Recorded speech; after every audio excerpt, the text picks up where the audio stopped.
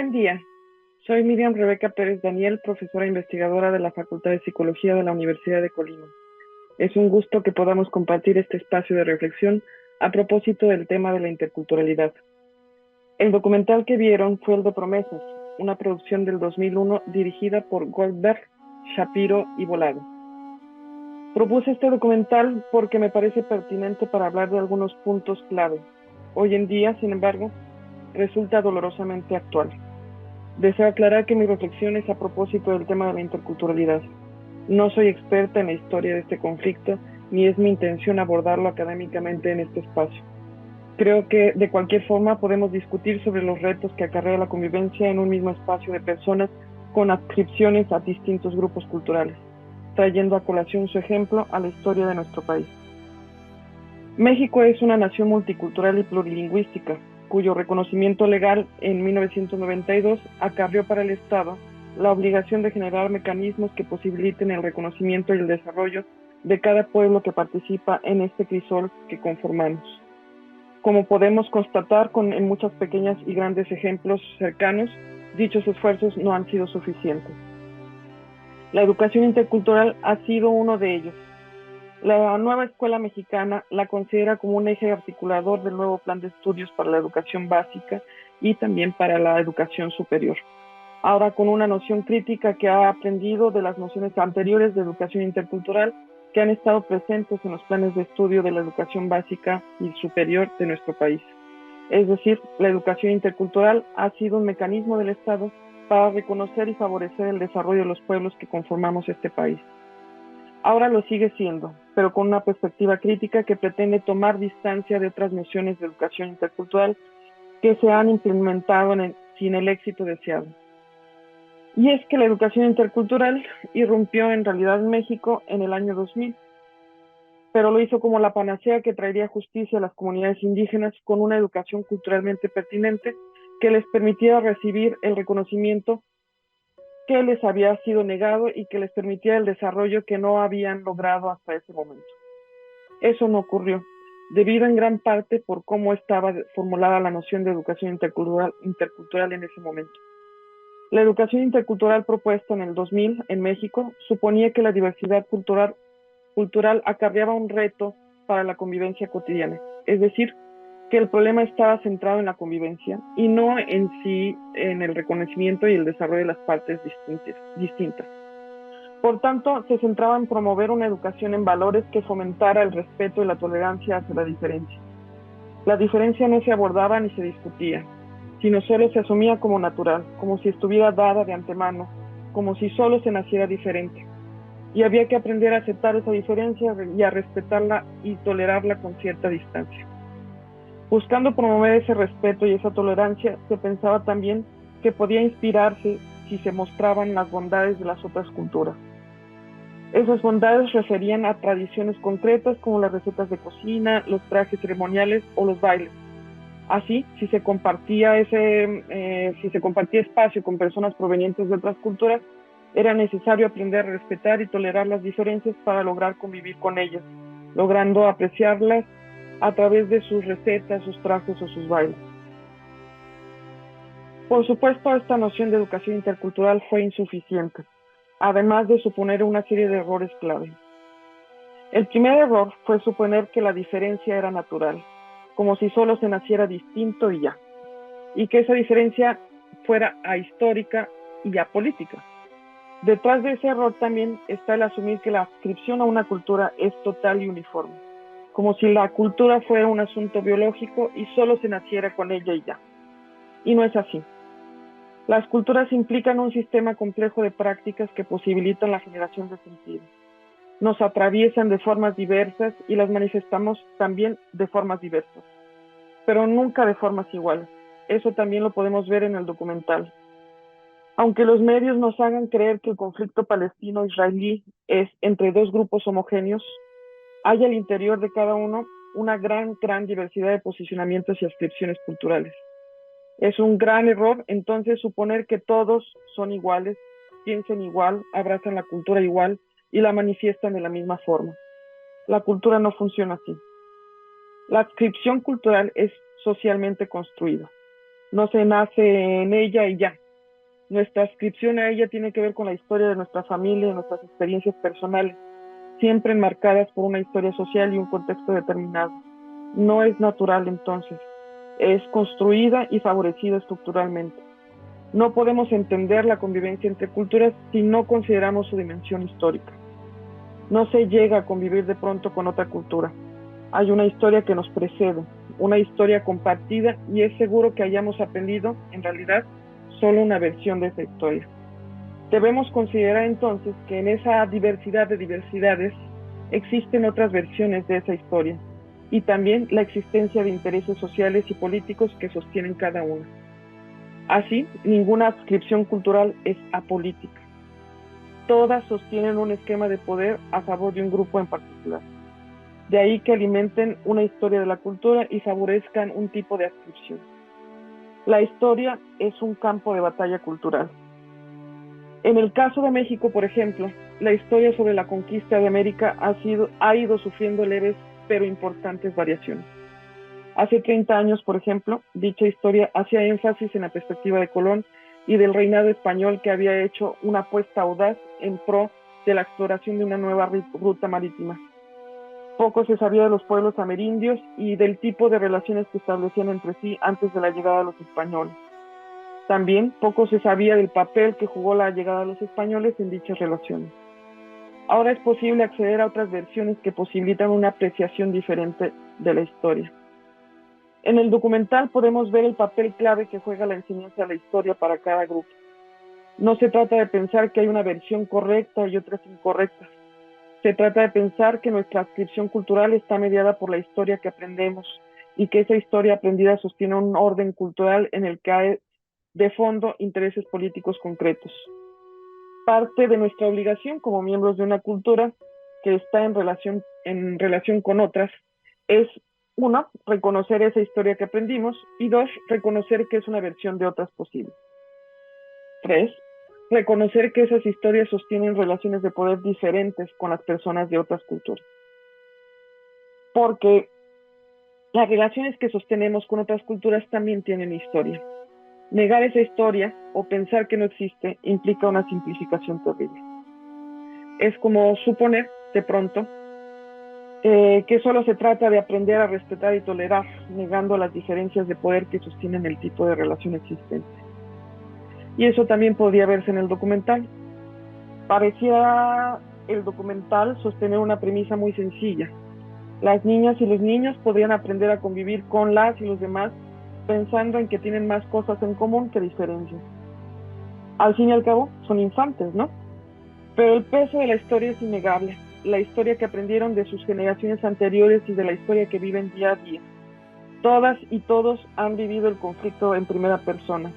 Todas y todos aprendieron del conflicto por sus padres y sus abuelos. Todas y todos tienen un tipo de adscripción que les permite, o no, dialogar con el otro. Pedirles que olviden esa historia y que de pronto muestren tolerancia y respeto hacia los otros es pedirles negar lo que son, pedirles que nieguen su historia familiar. También es pedirles que nieguen las condiciones de la desigualdad de poder que resultan evidentes y que se muestran en el documental. Los retenes, las armas, el sitiamiento, el control de la seguridad son claras manifestaciones de un desbalance en el poder. ¿Es posible así aprender que son iguales y que todos merecen respeto y tolerancia? Algo similar fue pedirles a las infancias indígenas en México a que aprendieran a ser respetuosos y tolerantes luego de siglos de prácticas discriminatorias y de exclusión. Pensar la interculturalidad implica pensar la complejidad de la cultura, su historia y la historia común entre las culturas. Pensar la interculturalidad es particularmente necesario ahí donde la convivencia supone retos adicionales. Pensemos en espacios reducidos donde confluyen personas con distintas adscripciones socioculturales. Las relaciones de poder entre esas distintas adscripciones determinan tanto la urgencia de un diálogo para alcanzar la convivencia pacífica como las condiciones en las que ese diálogo se da. ¿Por qué es necesaria la convivencia? Tanto en el caso mexicano como en el caso que presenta el documental, el territorio en el que convergen es limitado y está en pugna. Y aunque en su historia hay antecedentes de migraciones y desplazamientos forzados, hay un interés vital por el territorio y sus recursos. En el caso mexicano y en el caso del documental, el vínculo con el territorio es vital para la sobrevivencia cultural. La identidad y parte del sistema de significación se vincula con la relación que su historia colectiva tiene con el territorio. Eso es algo que omitió la educación intercultural del año 2000. La convivencia no es azarosa ni fortuita. Tampoco es producto de una circunstancia de privilegio y elección como el turismo, en el que alguien llega a visitar a otra persona, a conocer su cultura, y por eso se requiere un diálogo intercultural. Generalmente es necesario ahí donde hay conflicto, en donde no hay ya otra alternativa más que la convivencia obligada. Y en ambos casos, tanto en el mexicano como en el expuesto en el documental, hay una historia de exterminio y resistencia atrás. Ni el conflicto fundador ni la historia de exterminio y resistencia se pueden ni se deben omitir, ni invisibilizar. El error de la educación intercultural del 2000 fue ese: invisibilizar el conflicto, la historia de exterminio y de resistencia de las culturas implicadas.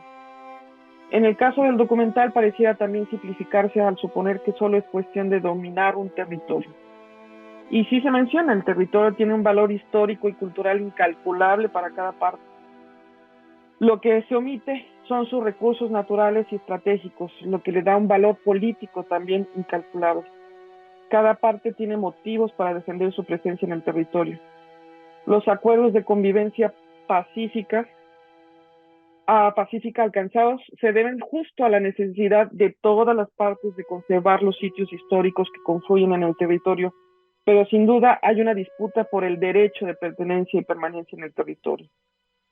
El conflicto fundador es lo que permite dimensionar la urgencia del diálogo y la necesidad de llegar a un acuerdo pacífico de convivencia. No por nada, en México pareciera haber urgencia de una educación intercultural, ahí donde los recursos naturales han sido históricamente salvaguardados por comunidades indígenas. Pensemos en todos los territorios nacionales en conflicto y encontraremos minas, ojos de agua, recursos madereros, mantos acuíferos vírgenes, costas, reservas petroleras, entre otros. Todos en pugna. Y en la historia, la salvaguarda de esos recursos o esos territorios han justificado desplazamientos forzados y genocidios. También han justificado prácticas de resistencia feroces. En ese sentido, la posibilidad de que el diálogo derive en un acuerdo que convenza a todas las partes y satisfaga sus intereses y necesidades resulta remota o imposible. Pero de existir solo sería posible si se toma en consideración la historia, la identidad, la cultura y el punto de vista de los otros. Es decir, solo sería posible si hubiera una educación intercultural que favorezca un diálogo intercultural que posibiliten acuerdos de convivencia pacífica. ¿Qué condiciones posibilitaron en el documental intentar un diálogo para alcanzar la paz? ¿Quién inició ese diálogo? Acorde a lo descrito en el documental, para posibilitar un diálogo fue necesario un acuerdo de cese en las hostilidades, una intifada. Este cese no era una solución final, sino solo un periodo de excepción que posibilitaban acuerdos para un diálogo. Aunque en realidad las condiciones generales no cambiaron.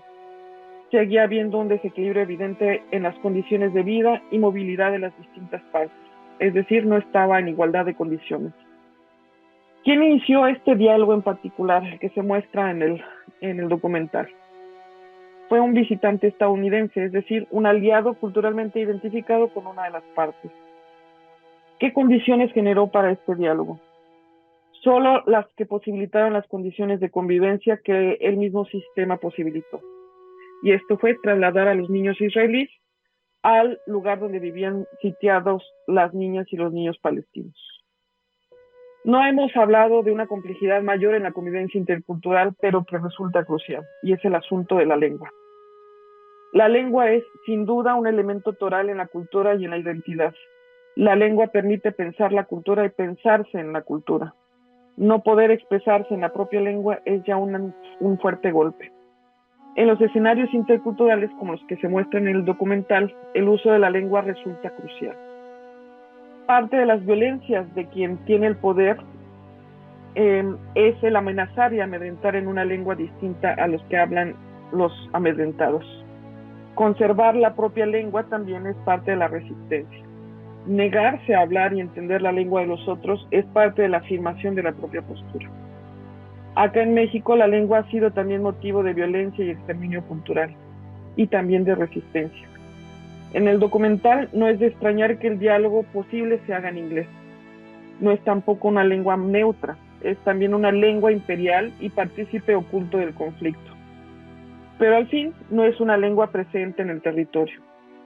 En el diálogo, cada parte tuvo que ceder algo para poder participar. Para empezar, cedieron el uso de su lengua y cedieron parte de su seguridad y la de su familia. Son asuntos serios que se obvian en la propuesta de una educación intercultural basada en el respeto y la tolerancia. ¿Qué se pierde al aceptar el diálogo con los otros? En el caso mexicano, la gran mayoría no perdemos nada, porque nada de lo nuestro está en realidad en juego, pero los otros sí que pueden perder algo y no pueden decir lo mismo. Tendríamos que verlo en un caso concreto, pero vale decir que gran parte de lo que se pone en juego en un diálogo intercultural también depende de nuestros privilegios. Si no perdemos nada, es que estamos en una posición de privilegio. Si lo arriesgamos todo, es que no estamos en una posición de privilegio. Igual, no todos podemos permitirnos participar, porque lo que se pone en riesgo es demasiado. El que se ve en el documental este ejercicio solo es un intento de diálogo. Lo que podemos ver a través de este ejercicio es que el diálogo intercultural resulta un ejercicio muy, muy complejo. Resulta muy valioso que en el diálogo cada participante se pudo mostrar cómo es, pudo mostrar su historia personal y familiar, pudo contar su historia. También pudo mostrar lo que valora y lo que resulta importante para él o para ella. También sus sueños se pudieron escuchar y conocer en sus propios términos. Ese es un ejercicio valioso y muy potente, pero insuficiente. Resulta, por un lado, cuestionable dejarle a las infancias la responsabilidad de solucionar un conflicto que tiene generaciones sin resolver. En la historia moderna ha habido ya varios intentos por dejarles a las infancias las tareas de ser el cambio estratégico ante una historia de conflictos. Conflictos que los adultos no han podido ni han sabido cómo solucionar. Pensemos, por ejemplo, en cómo en Estados Unidos y en otros países como Chile se forzó a las infancias a convivir con aquellos que sus generaciones previas les habían enseñado a rechazar o a desconfiar. Me refiero a la integración racial en Estados Unidos o a la integración entre clases sociales en el proyecto socialista de Salvador Allende. Se le ha apostado a que la gran capacidad de adaptación infantil les oriente en la convivencia forzada, aunque sufran por el constante choque que les representa ser forzados a hacer algo que les han enseñado que no se debe hacer. Incluso el choque que representa que nada en el sistema permita sostener esa convivencia a la que se ven obligados. Sufren al verse forzados a hacer eso, sufren al verse implicados, también sufren al adaptarse y sufren para sostenerla. Por último, también sufren al perderla. Ese tipo de acciones, si no es acompañada por cambios drásticos en el sistema que posibiliten concordancia con otras instancias, solo hace sufrir a las infancias y eso no es justo. Eso es atentar contra sus derechos. Pero a la vez es igualmente cuestionable no involucrar a las infancias en los diálogos interculturales. Las infancias también viven el conflicto y sí, tienen una visión sobre él y una historia con él. Por tanto, sí tienen algo que decir. Parte del valor del documental es mostrar eso, lo que vuelve más doloroso el escenario actual en la que miles de infantes han sido asesinados o viven en condiciones verdaderamente inhumanas ahora, imposibilitando pensar en un diálogo futuro o incluso en un futuro. La apuesta por un diálogo intercultural y por tanto por una educación intercultural es al fin una apuesta política por construir la posibilidad de un acuerdo de paz. No es una apuesta neutra, es una apuesta radical. Consideremos por otra parte las opciones también políticas que no abren la puerta a un acuerdo pacífico. En el documental también se ilustran. Hay quienes en su posicionamiento radical de defensa de su cultura se niegan a todo diálogo y a toda convivencia con el otro. En ese negarse está lo que no se quieren involucrar en el conflicto, aunque su deseo de no involucrarse alimenta el conflicto. Otros no desean nada del otro más que su muerte. Ahora podríamos considerar un radicalismo mayor, la del aniquilamiento de las nuevas generaciones y por tanto el borrado de toda una historia cultural. Posibilitar la paz a partir de acuerdos de convivencia implica una apuesta por la supervivencia de todas las partes, una apuesta por la vida, por la historia y por la preservación. Es también una postura política radical, pues. Por ello, la educación intercultural resulta crucial para alcanzar acuerdos de paz. Entendiendo ahora la función tan importante que tiene el diálogo intercultural, es posible repensar el valor que tienen las prácticas culturales. En la noción del año 2000 de la educación intercultural, la folclorización de las culturas era una forma de simplificarlas y reducirlas. En esa compleja noción que la historia permite de una cultura, las tradiciones logran una lectura diferente. En el documental, por ejemplo, podemos ver cómo las niñas palestinas usan la danza para reafirmar una historia colectiva, para conservarla y para mostrarla luego a una nueva generación. La danza no tiene solo un valor estético, contiene historia y defiende un tipo de identidad. Es, por tanto, una herramienta de resistencia. No es, pues, una práctica para sensibilizar sobre la belleza de una cultura, sino para reafirmarse en ella. Toda práctica cultural debe verse en el marco de su contexto y de su historia. Desgraciadamente en México, muchas de las tradiciones folclorizadas se difunden sin el marco de referencia suficiente para comprender su papel en una cultura determinada. De esa forma, la tradición se trivializa y se pierde la conexión que tiene con la historia de cada pueblo. Es parte de la educación intercultural revalorar las prácticas culturales como mecanismos de memoria colectiva y no como productos comerciales. Una versión crítica de la interculturalidad, como la que supone ahora la nueva escuela mexicana, invita a valorar la complejidad de las culturas, de su historia, de sus identidades, de la posibilidad de diálogo, de los requisitos para el diálogo, del conflicto fundador, de las relaciones de poder que hay detrás, de las posibilidades de establecer un diálogo en igualdad de condiciones, de la importancia de convocar la perspectiva de todos los integrantes de una comunidad, del tipo de futuro que está en juego y de la posibilidad de una construcción colectiva de ese futuro. También vivimos violencias en nuestro territorio y muchas de ellas se relacionan con conflictos entre culturas. Requerimos una educación intercultural, así como la requieren todas aquellas partes en las que se haga una apuesta radical por la paz. Simplificar la educación intercultural como una educación en valores o un intercambio de folclore es también político, porque implica no profundizar en las raíces del conflicto, en la profundidad de la historia de las culturas y en el compromiso por generar las condiciones para llegar a un acuerdo común. Es, pues, ahora una apuesta por complejizar la reflexión sobre nuestras diferencias la que hace falta. Quisiera concluir esta participación con una reflexión adicional. En el documental, ¿quiénes son los que aceptaron el diálogo? Pareciera que fueron aquellos que tenían una adscripción menos radical a su cultura. Podría decirse que fueron los más abiertos, pero no podemos confundir esa apertura por un menor compromiso o a su posicionamiento cultural. Su apuesta al diálogo también resultaba radical. Cada uno tenía esperanzas específicas de lo que querían encontrar en ese diálogo. Y esas esperanzas fueron las que les permitieron tomar el riesgo del encuentro con los otros.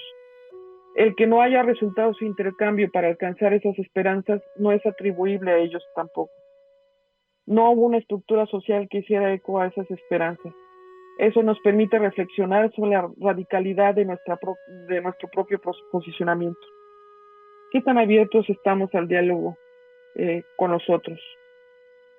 ¿Qué tan radicales o qué tan neutros nos sentimos? ¿Existe realmente la neutralidad en casos de conflicto? ¿Qué tan abiertos estamos a negociar nuestra historia y nuestro futuro con los otros? ¿Qué esperanzas tenemos con ello? Algo que resulta muy valioso del trabajo de Goldberg, Shapiro y Volado, directores del documental, es que lograron mostrar con su trabajo la complejidad de una realidad intercultural.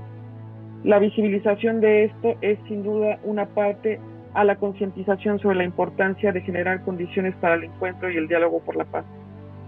¿Ustedes qué opinan? ¿Qué otros elementos clave de la interculturalidad pudieron identificar en el documental? Les leo en los comentarios. Les agradezco mucho su atención. Quedo al pendiente. Muchos saludos.